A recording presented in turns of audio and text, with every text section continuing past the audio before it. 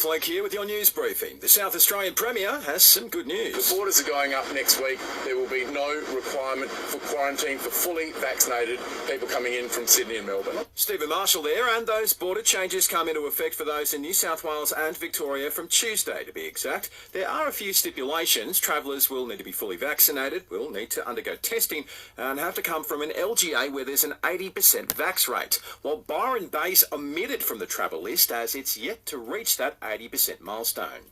New South Wales detectives are back in bushland today with the renewed search for the remains of William Tyrrell now in its fifth day. Officers have turned their attention to a local creek in Kendall on the state's mid-north coast, pumping water from it. There are fears the investigation could be interrupted by rain across the weekend, with storms forecast to hit the area. Opposition leader Anthony Albanese has taken aim at the PM over his comments on vaccines after Scott Morrison came under fire for saying anyone should be allowed to go to a cafe once their state or territory hits the 80% vax milestone. State governments have implemented rules based upon keeping people safe. He also reckons the Prime Minister should have taken a stronger stance on those protests outside of Vic parliaments. Briefly, Queensland's border remains on track to reopen earlier than first anticipated as the state prepares for its third super school vaccination weekend.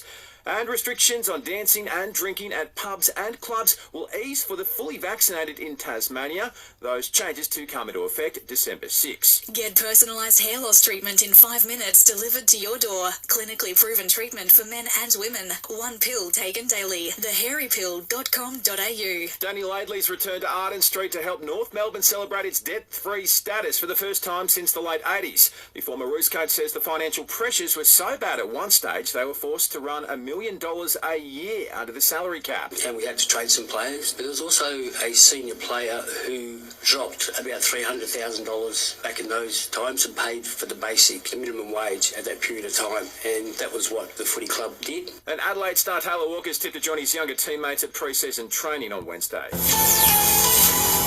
Selling the family home? Miller, Wan and John put you first. This is SAFM weather.